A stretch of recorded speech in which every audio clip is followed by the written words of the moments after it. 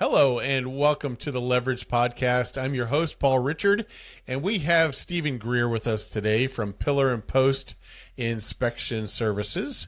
So it's good to have you with us, Steve. How are you doing? I'm doing very well. Thanks for having me. Fantastic. And so we met through the networking Navy, so I'm glad to get to know you even better today on the podcast. That's what this podcast is all about. The podcast is all about interviewing local businesses, primarily here in Springfield and Branson, and that includes you. You are based in Springfield, Missouri, right? Technically, I'm out of Ozark, but very close. Okay. And those of you that are not in the viewing area here, Ozark is kind of a suburb of Springfield, Missouri, if you might say that, to the south, kind of between Branson and Springfield. So tell us today, Steve, give us a little background about you. I mean, when we hire an inspector in the real estate business, we want to know a little bit about their expertise and what brought them to this business, because being an inspector, you really have to have the background and the eyes to be able to see, and the training to be able to know what's going on with a home that you're inspecting. So give us a little background with you, or about you, and how you got led into the business of doing inspections. Absolutely. Well, my leading up to inspections is a little bit different maybe than most. So I was in full-time ministry for 16 years. And then I'd taken some pauses and done marketing, and I'd done some other things. My wife and I, we enjoy having a rental. We enjoy building projects for the churches, things like that. And then I wanted to do ministry, but non-vocationally. So I was looking at doing something for myself, something that I could start, something that I would enjoy. I enjoy construction. I enjoy knowing how everything works, that kind of thing. But I didn't really want to do construction. So anyway, I started looking at inspection companies and what they do, how they do those kind of things. And so when I decided to get into this, I chose Pillar to Post. So Pillar to Post is the largest franchising home inspection company in the world. But the reason that I chose going with Pillar to Post was because they have the best training program and the ongoing training program, and different things that they work with you to just help you be the very best. So I went through a fairly extensive training program through Pillar to Post, went through the certifications that I needed to go through. Then I kind of did an internship with another one of the Pillar to Post groups. And then basically started. So I started the journey in 2016. I started actually doing inspections in 2017. And then from there, I have just developed and done multiple different add-ons. So, the different certifications for well and septic, termite, and so on. So that was kind of the process to get me into home inspections. I see. Fantastic. So how long have you been doing this now, if total? So I guess at the end of this year will be 10 years. 10 years. So, Okay, yeah, fantastic. All absolutely. right. Now, in the inspection business, I've done real estate in three different cities, St. Louis, Omaha, Hmm. Nebraska, and here. And it's curious because there's some differentials, and it seems like no matter in which area you're in, as to what's kind of the norm on inspections. Like, for example, in St. Louis, we really didn't do an inspection without a radon test. All right. Right. And here in Southwest Missouri, I don't know that I've done a radon test in 5 years, and that type of thing. So it's very different, just very different as far as that goes, in variation. What have you seen? I was going to give you another example. Like, in the big thing in St. Louis was being ASHRAE certified. Okay, that was a huge thing. Can you address that? What is ASHRAE, and what does that certification mean, and how does it differentiate people, if it does at all? Sure. Well, I mean, there's Internashi and then there's ASHI. So ASHI. So through Pillar to Post as a whole, we do the ASHI certifications. Either, really ASHI or InterNACHI, either one of those is it's very extensive in the fact that it's going to test your knowledge on making sure that what, first of all, what makes up safety issues, what makes up, how to find those kind of issues. But then second of all, what things you should or shouldn't be, putting on a home inspection.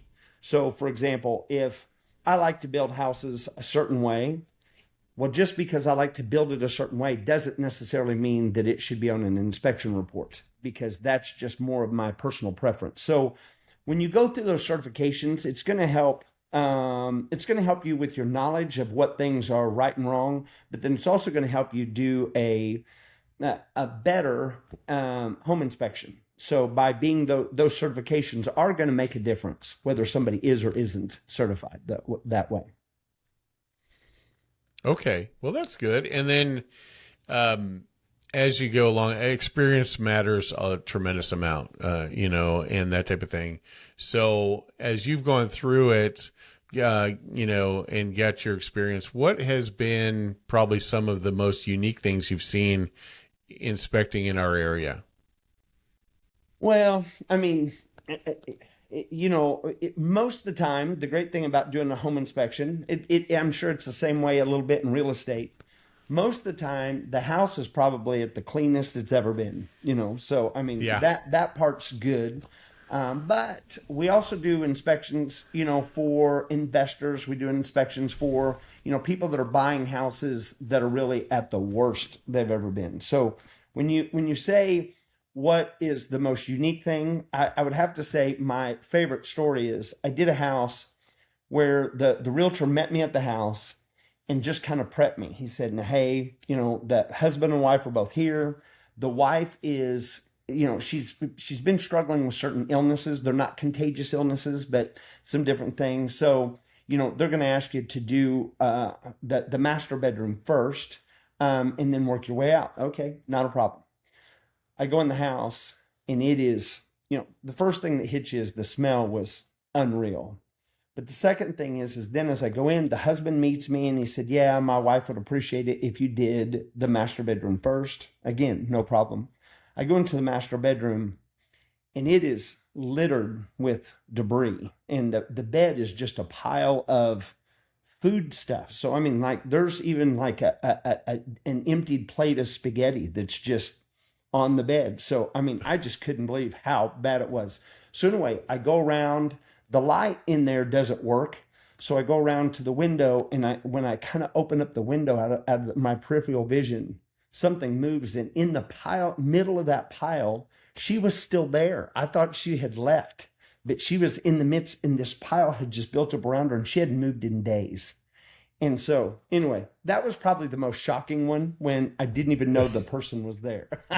Wow. Wow. So that's on the disgusting side of things, but just, I mean, unique things. I've had things like, there was a whole section of the house I couldn't find.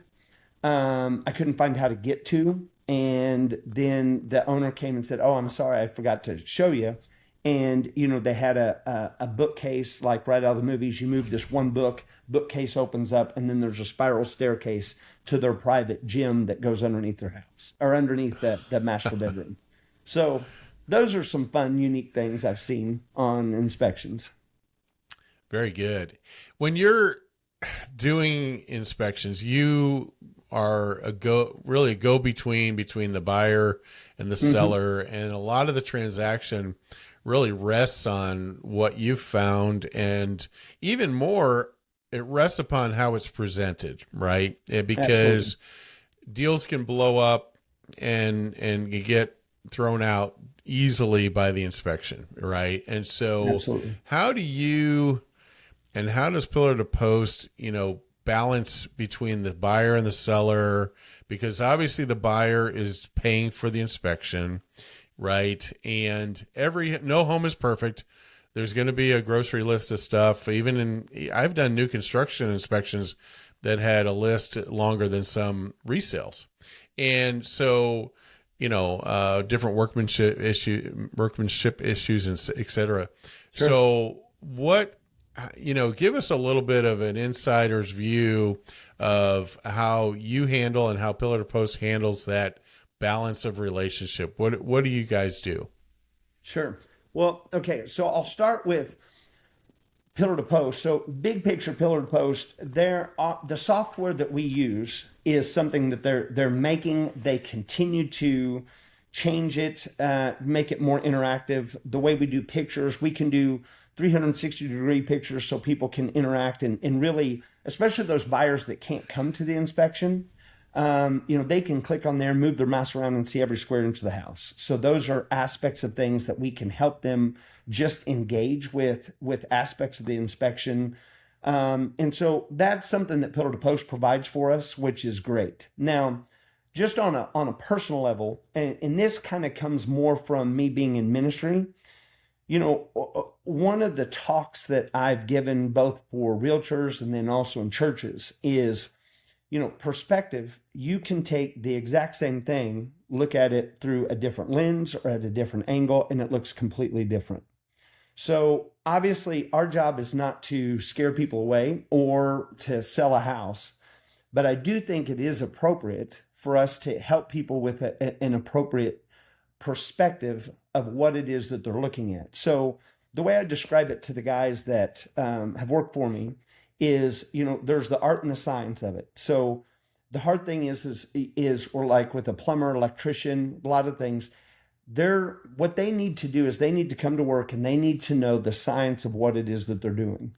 With home inspections, the hard part is you need to not only know the science, but you also need to know the art and the art of communicating effectively to where people really understand what that means. So, for example, you take a cracks in foundation. Well, the industry standard says that an eighth of an inch, any crack that has, movement over an eighth of an inch can be a worrisome crack. And as a whole, that's something that we can recommend for further evaluation or, for repair. But with that said, you take a 120-year-old house that has, tons of concrete, but very little rebar, and you go in the basement and it's got a 1/4 inch crack and it's sat there for 120 years. And that 1/4 inch crack, it's now not going anywhere. It's, it is what it is, seal it up and go on. But that same 1/4 inch crack in a brand new construction means something completely different. So, you can look at two different things and they mean something different, but you have to put it in the perspective of what it is that you're looking at. And that affects people's, emotions too, when it comes to that kind of stuff. So, one thing that we try to tell clients on a regular basis is most houses are going to settle in the first 10 to 15 years. So if you're buying a house that's, 20 years plus, the minor cracks that you have in foundations are basically going to be that's where they are. The house is now as a whole a part of the earth. So you're good to go. And so I think, really working on that's something that we try to do. Me and my other employee, try to do at least once a week is talk about, hey, what things did we see today? How did we explain it? How did we explain it, effectively? What was the client's response? Because, if we do find something where, the roof's caving in, there's massive quantities of mold and the foundation's falling apart, we want to, if they walk away from the deal, that's probably an appropriate thing. But, there's a lot of things that scare people. You say the word mold, you say the word cracking, that kind of stuff. Without perspective, some people think the house has cancer. And a lot of times it just is, it's a crack that's a crack that's just going to be there and you're never going to see any other issues from it. Just, go forward. So I think just putting things in perspective is probably one of the most powerful things that a home inspector can do appropriately. Very good. When I was in St. Louis, I had If you're not familiar with St. Louis, it has a very high red clay content soil. Mm-hmm. So even when you put in a brand new foundation, it would crack immediately. It was Right. just a given, right? We were doing epoxy injections on new construction all the time. And which here in our area, that's less common, much less common in that regard. So it is somewhat of a regional thing. And you're right. And my inspector there, Charles Nance, was a certified he was a structural engineer by trade. So Right. he always told me, he said, Paul, if the crack goes like this, it's probably not a big problem. If it goes like this is a much bigger problem. Okay. So if it's just moving that way, and of course, as the soil expands and contracts during dry season and wet season, that's going to be a common thing, And so we did a lot of those things, and so clients would need to be aware in our area, this is a very common thing. And so we don't want to get alarmed. It's not falling apart. It's just part of the process that we're understanding what's happening. And that's where the realtor has to really be judicious. It's like, I don't want to just do this at your detriment as a client. I'm not trying to do this just to make the sale. I'm just trying to get you to understand what this is. An epoxy injection is $1,200 to do this, and we could solve that issue. There's no water coming in. There's nothing of that nature going on in that. And that's why a lot of times I like to put a number on what the inspector had asked for. And then, because clients are so different. And for example, I have one client that he's already a painter. He's a painter. He's a DIY guy. He says, I can handle that. I can put GFCIs in. I can do this. I can do that. And that type of a buyer is going to accept a lot more defects, if you want to call them defects, in the property than somebody that goes, this is my first home sale. I don't know anything about houses. This is scaring me. Right. And so that's really, and you don't necessarily always have connection with the client, that like the realtor does. Right. I mean, sometimes you do, sometimes you don't. So what have you found, in regards to the client being at the inspection, or maybe just have the client showing up at the last half hour and you give them a summary of the inspection at that point, or somebody not even being there and you just give them the report later? Because the reports are so much more thorough now than they used to be. They're, Sure. With pictures, video, like you said, 3D walkthroughs, all those kinds of things. But address the issue of like, what do you see as best? Is it best to have the client there for the whole thing? Part of it? Not at all? What do you see works? Well, we try in anything that we find in the home, we put pictures of in the report. And then, we put pictures of the report in the report that are just informational. So like where water shutoffs and that kind of stuff. So we try to make it to where the report itself is as useful as possible. But one thing that we try to emphasize to the clients and to the realtors is the more engagement a client has with us, because we're going to take the time to explain things, not just to tell them, hey, this is what, the facts, but to put it in perspective. What we find is the more engagement we have, the more people really understand and are comfortable with what it is that they're purchasing. And, we have less callbacks, we have less, people asking questions. But when we have people that don't engage, a lot of times a report is somewhat like an encyclopedia. There's a lot of information in there and people will go through it and they'll pick out what they want. But the problem is sometimes it's in the report. I had one, call me back, 8 months after the inspection. And it was the dad of the son that bought the house, and he was livid. He was upset. He said, hey, I just got in this crawl space and, there was a pretty significant amount of fungal growth down here. And I said, well, hey, let me pull up your report. I pulled up the report and I said, hey, did you go through the report? He said, no, my son said there was nothing in there. I said, well, let me just send you a snapshot. Send him a snapshot. I had pictures of stuff in there, and basically the son was so excited. The house was shiny, and in that moment it was shiny, and he just went on with it, and he would have done, I think, pretty much anything to just buy the house. And he didn't really want to talk. I called him, followed up, said, hey, do you want to go through the report? No, I think I got it. So when they engage, it's going to be better for them because, we can help them know those things. And in this case, it really wouldn't have been a big deal. They just need to do a minor clean treat and put some, things down to help, extend out water spouts, downspouts, some things like that. And it would have taken care of it.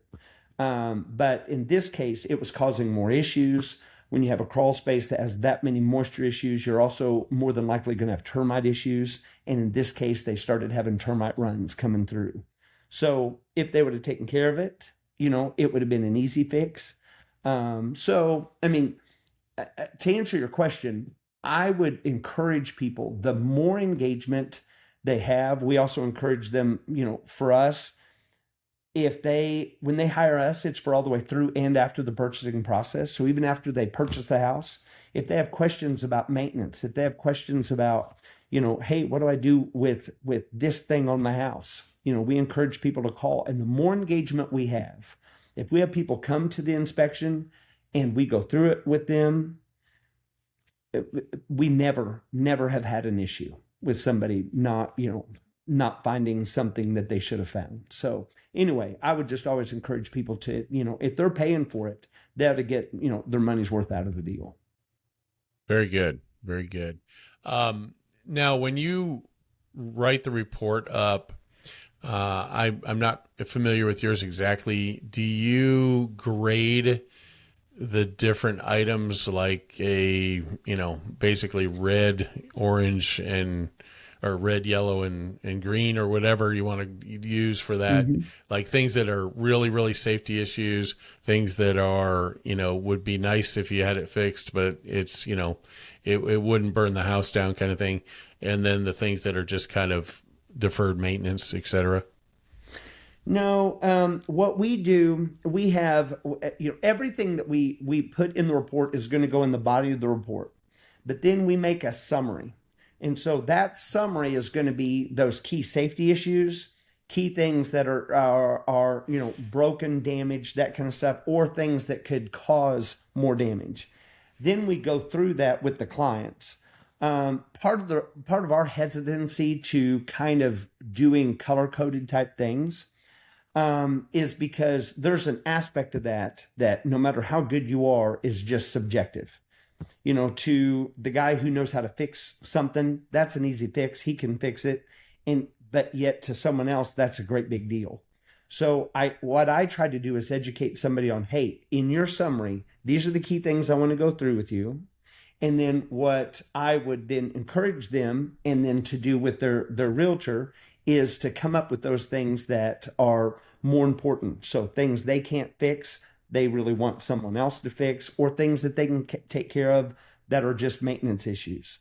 So we try to, again, give them the perspective and kind of let them, after they've gone through that with us, they can then go through those things. But like I said, we do put a summary in there, and those are going to include all of those key things. Okay, so the summary just includes any things that are out of the range of what should be there or whatever. You list everything in the summary in just a shorter form. Is that what it is? Well, it's not everything because so when it comes to, like you had talked about ASHI certified.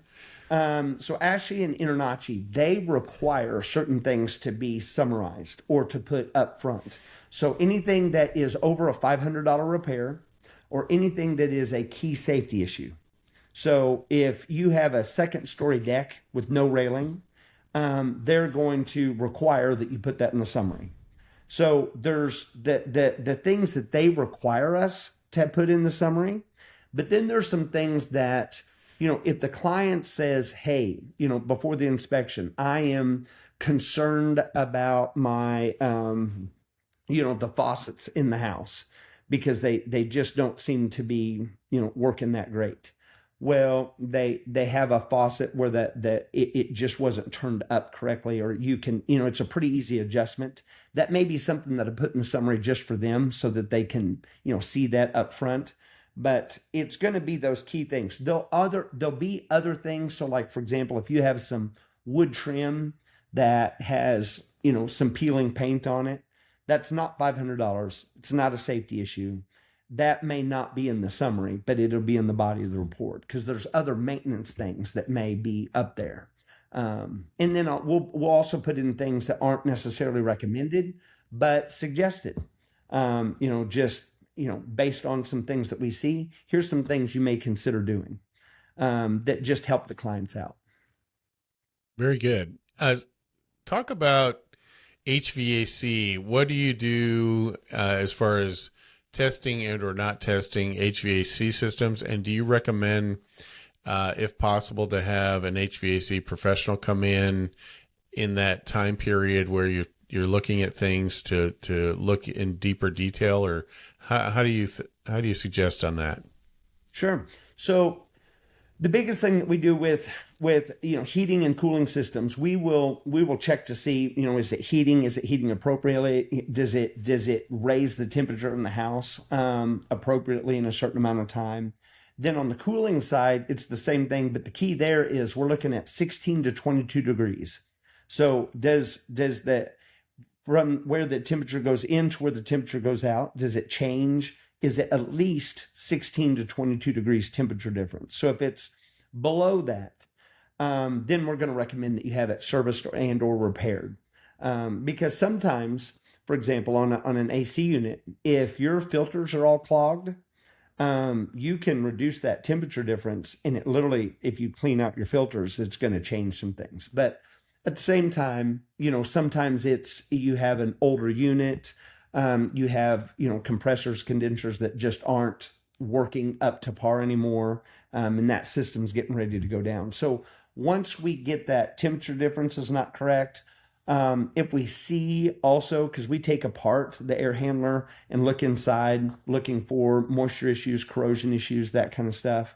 If we see anything there, we're going to recommend that an HVAC person comes out. And then the other thing is then if it's over the typical life expectancy, obviously, we're going to have somebody come out and suggest that you have somebody come out and look at that, and then of course service it.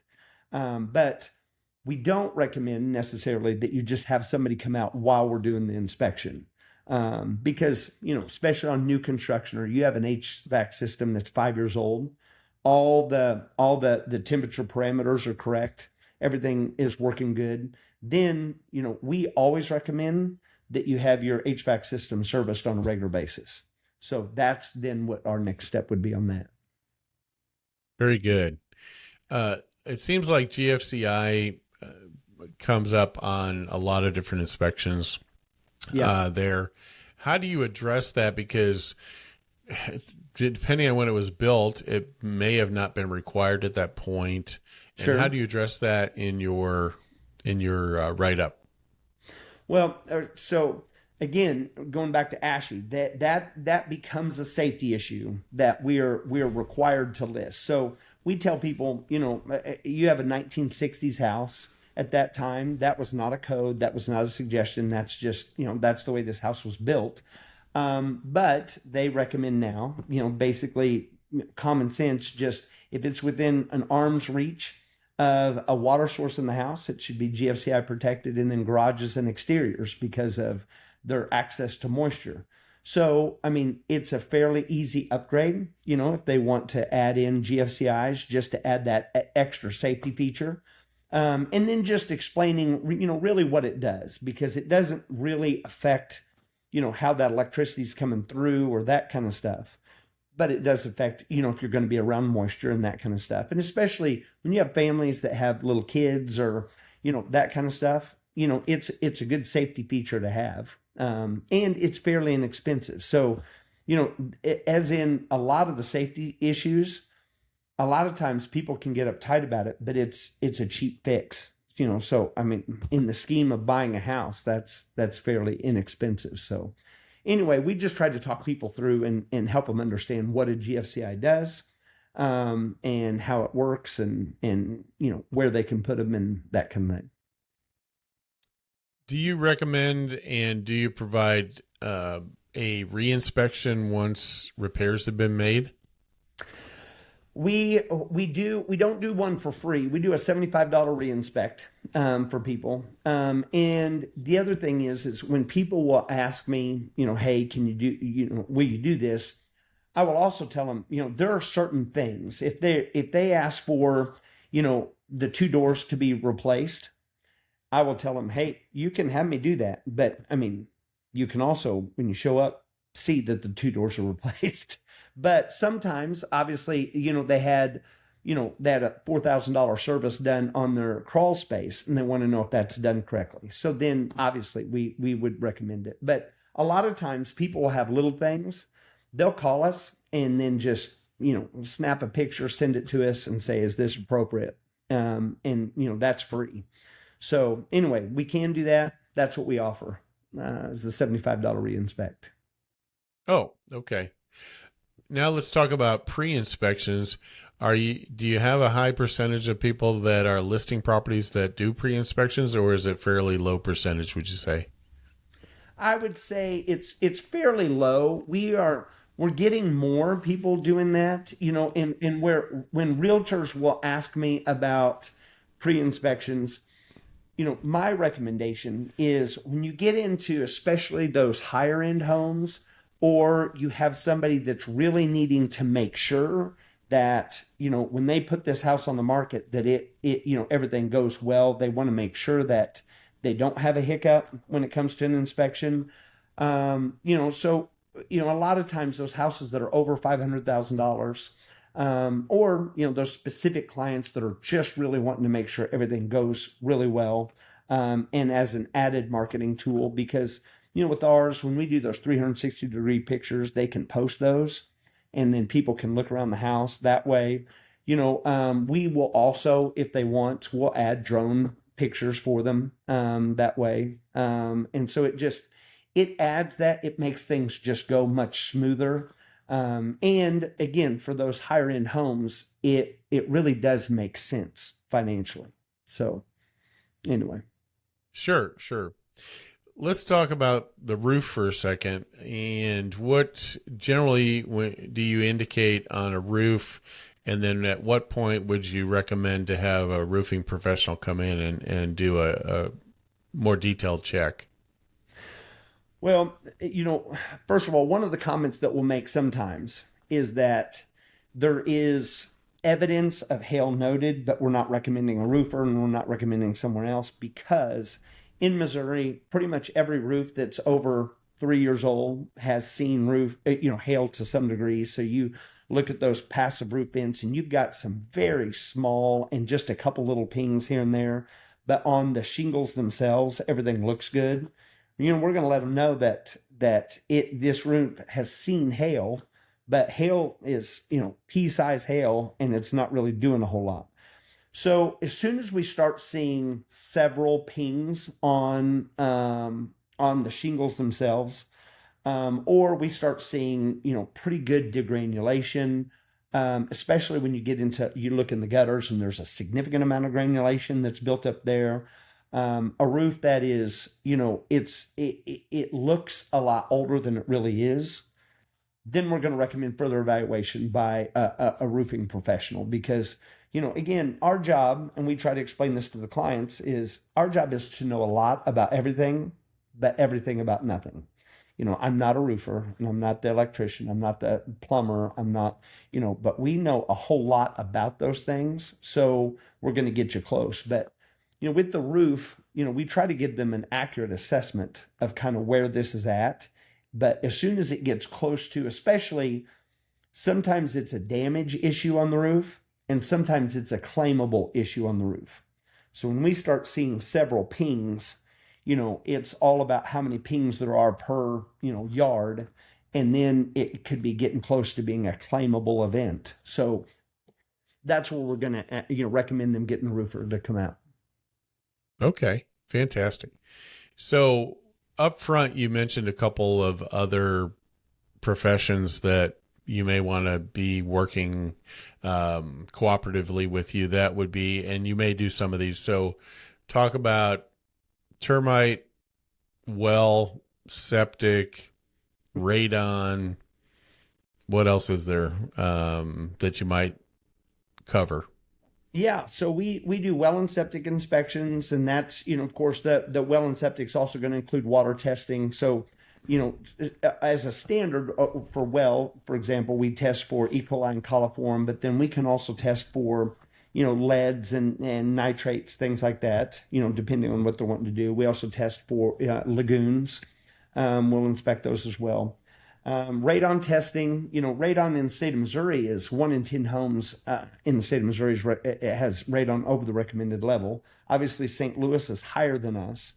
But of the radon testing that I've done, looking back through my machines, I would say that it probably comes out to 1 in 10 homes that I do a radon test. Maybe a little bit more than that comes out to higher than the recommended level. And then there's also mold testing. Now, there's various kinds of mold testing. So if you call, for example, a lot of mold companies, they'll come out and kind of do all of them, and it'll cost a lot of money. But kind of depending on what people are, what their questions are, when they say, hey, can you do mold testing? I will ask them, okay, what is causing you to ask this question?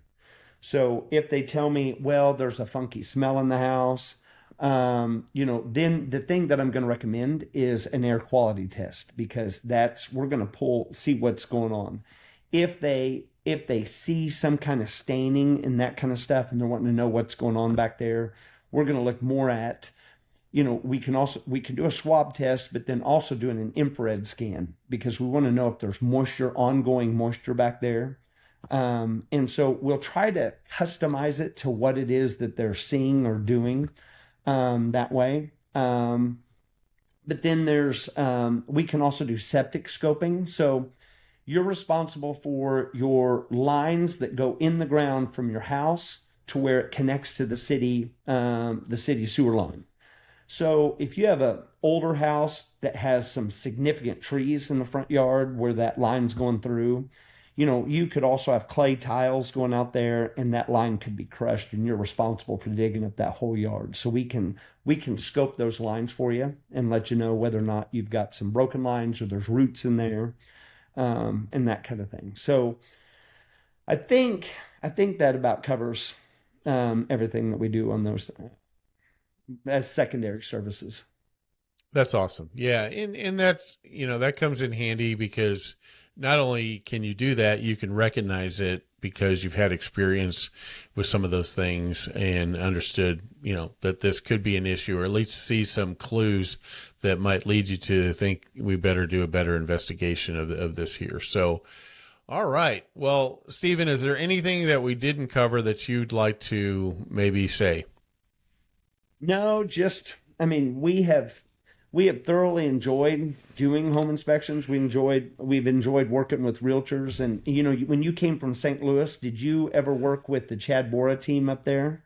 I did. Yes. Okay. So the Chad Bora team is kind of the team that I have modeled after the most. So, I've really enjoyed, they're probably the largest team in the United States. So anyway, but I've enjoyed doing this. And so anyway. Yeah. Awesome. Awesome. How can they get a hold of you, Stephen, to engage you in service? Well, the two best ways to get a hold of us is, first of all, they can go onto our website. If you can even just Google Pillar to Post, Ozark, Springfield, anywhere around here, and it's going to take you directly to the site. So you don't even have to remember the site. Just look up Pillar to Post, and it's going to take you to us. But then also you can call us at our office line at 417-731-2774. And either myself or my secretary will aim you and be able to answer any questions. On the website, you can go through and look at all of the different things that we offer, different packages, things like that. But then you can always just call us and we'll walk you through If you're even just thinking about an inspection, we'll walk you through kind of our process, what we would like to do, how we would set it up with you, how we would communicate with you, and what things would be truly the best for you, because we try to customize every experience for each client. Awesome. Awesome. Well, Stephen, this has been tremendously educational, and I thank you for your time and your professionalism and being with us in the podcast today. Thanks for being here. You bet. Thank you very much.